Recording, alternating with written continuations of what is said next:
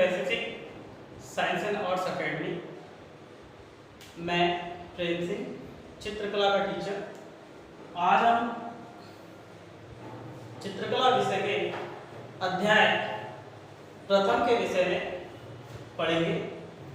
अध्याय प्रथम का नाम है दक्षिण शैली।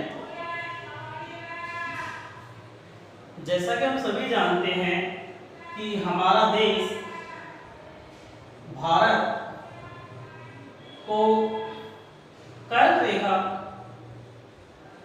दो बराबर भागों में डिवाइड करती है और इस कारण से इसका उत्तरी भारत और दक्षिणी भाग दक्षिण भारत के नाम से जाना जाता है।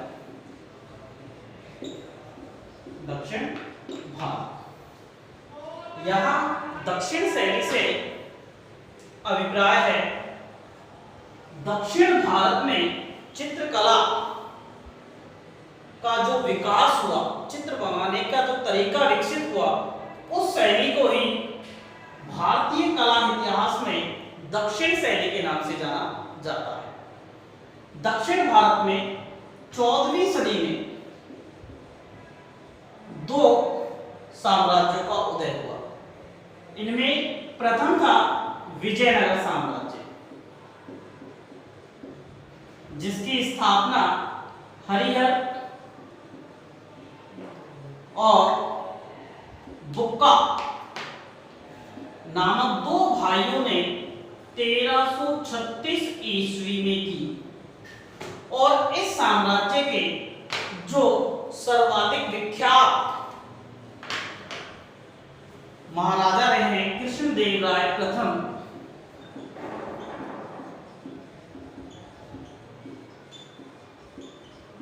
जिनके शासनकाल में इस साम्राज्य ने अपना सर्वाधिक विकास किया और कृष्णदेवराय प्रथम के शासनकाल में ही यहाँ के सांस्कृतिक और कलात्मक विकास सर्वाधिक हुआ। विजयनगर साम्राज्य की जो चित्र शैली है, इसके साक्ष्य हमें लेपाक्षी वीरभद्र के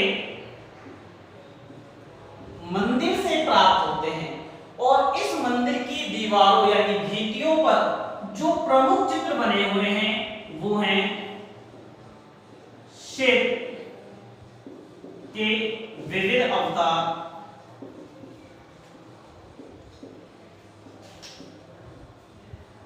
दिव्य प्राणी, भगवान विष्णु,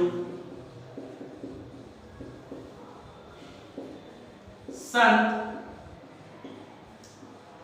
और संगीतज्ञ।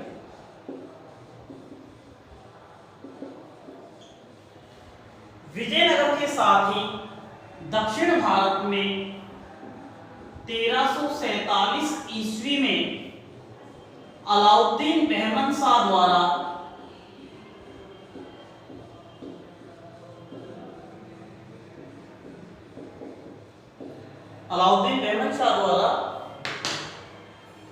बहमनी सल्तनत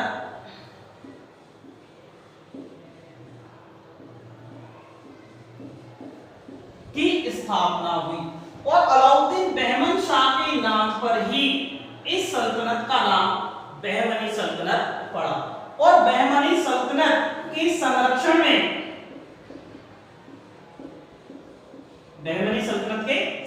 में जिस चित्र शैली का विकास हुआ, उस चित्र शैली को ही भारतीय कला इतिहास में दक्षिण शैली के नाम से जाना जाता है। आगे चलकर बहमनी सल्तनत 5 खंडों में विभाजित हो गई।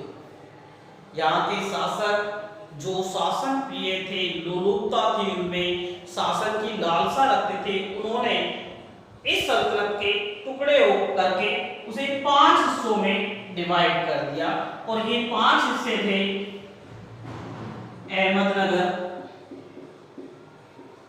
बीजापुर, गोलकुंडा,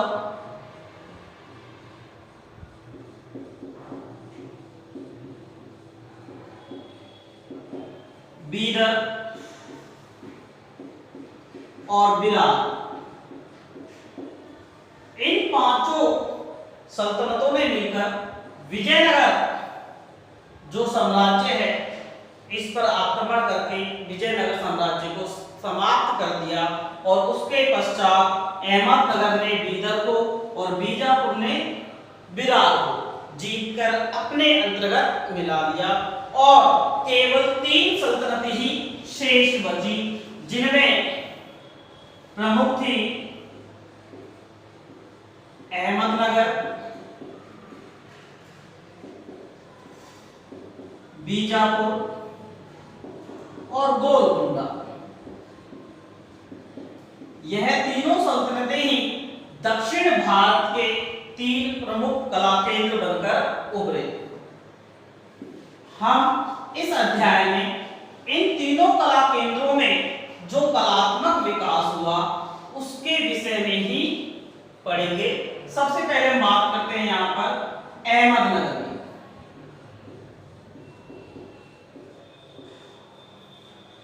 अहमदनगर पर सुल्तान हुसैन निजाम शाही का शासन था। इन्होंने विजयनगर को प्राप्त करने में एक महत्वपूर्ण भूमिका निभाई थी और इनका शासन जो था वो अहमदनगर पर था। ये अपने छोटे पुत्र मुर्तजा से विशेष प्रेम करते थे और इन्होंने अपने पश्चात मुर्तजा को अहमदनगर का शासक बनाया, लेकिन इनके बड़े पुत्र बुरहान ने अकबर की मदद से अहमदनगर का सिंहासन प्राप्त कर लिया, लेकिन उसके पश्चात मुर्तजा अपने समर्थकों की सहायता से पुनः अहमदनगर का सुल्तान बना और चूंकि ये अपने पिता से विशेष प्रेम करता था इसलिए इन्होंने एक चित्रित ग्रंथ की रचना करवाई जिसका नाम था तारीफ़े हुसैन शाही। चूंकि मुर्तजा अपने पिता सुल्तान हुसैन निजाम शाही से विशेष प्रेम करता था इसलिए मुर्तजा ने अपने पिता हुसैन शाही की तारीफ में एक चित्रित ग्रंथ का निर्माण करवाया जिसका नाम था तारीफ़े हुसैन शाही। और इस चित्रित ग्रंथ में कुल 14 चित्र हैं और ये 14 चित्र सुल्तान हुसैन निजाम शाही की शादी और उनके द्वारा लड़े गए युद्धों से संबंधित हैं। और इनकी शादी में या इनकी शादी के जो चित्र हैं इन चित्रों में स्त्री चित्रांकन उच्च कोटि का है, जिसकी विशेषता यह है कि इन स्त्रियों की जो वेशभूषा है, इन स्त्री चित्रों की जो वेशभूषा है वह उत्तर भारतीय है। वेशभूषा कैसी है? उत्तर भारतीय है। इसके अतिरिक्त मुर्तजा के शासन काल में ही राग हिंडोला से संबंधित चित्र भी बनाए गए। इन चित्रों की प्रमुख विशेषता ये रही कि इनमें आसमान सुनहरा है, प्रकृति का अलंकरण के रूप में चित्रण हुआ है। इसके पश्चात ईस्ट इंडिया कंपनी व मुगल शासकों के प्रभाव से अहमदनगर कला ने अपनी मौलिकता धीरे धीरे खो दी और यह चित्र शैली धीरे धीरे अपने पतन की ओर अग्रसर हो गई। इसके पश्चात जो दूसरा प्रमुख कला केंद्र है वो है बीजापुर।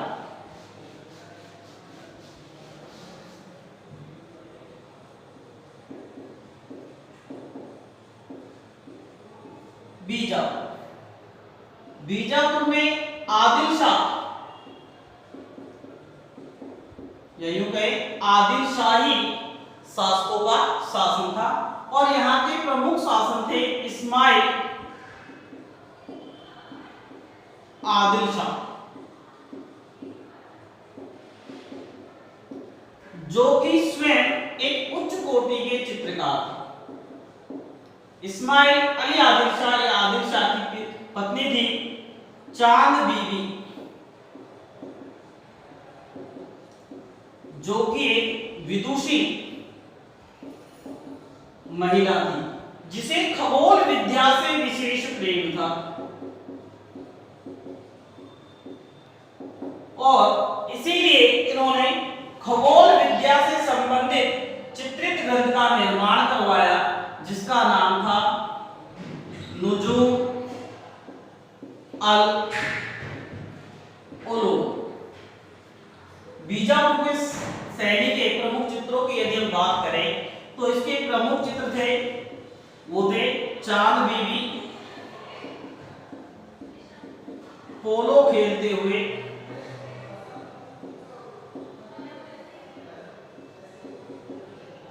सघन वन में स्त्री,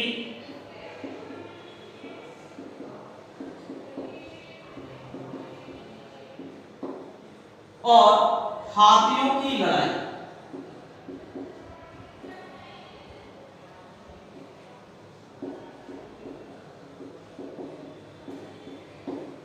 यदि इन चित्रों की विशेषता की बात की जाए तो हम इसकी विशेषता के संदर्भ में कह सकते हैं कि चित्रों में जो पहली विशेषता है वह यह है कि क्षितिज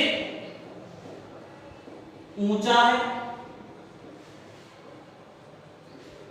दूसरी विशेषता है पृष्ठभूमि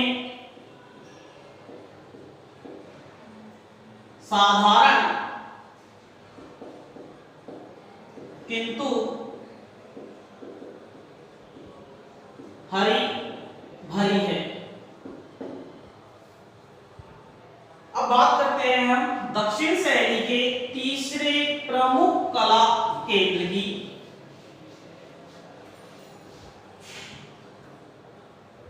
तीसरा प्रमुख कला केंद्र था गोलकुंडा। गोलकुंडा पर कुतुबशाही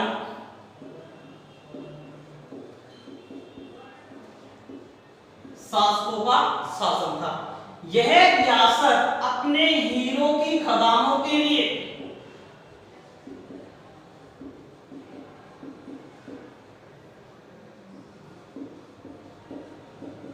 विश्व प्रसिद्ध थी।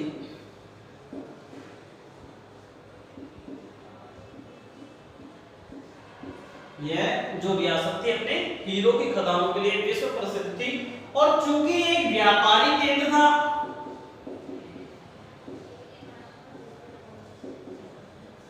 इसलिए ये एक अमीर रियासत थी। यहां का जो प्रमुख चित्र है वो था मैना और स्त्री, जो कि वर्तमान में डबलिन के चेस्टर बेरी संग्रहालय में सुरक्षित रखा हुआ है।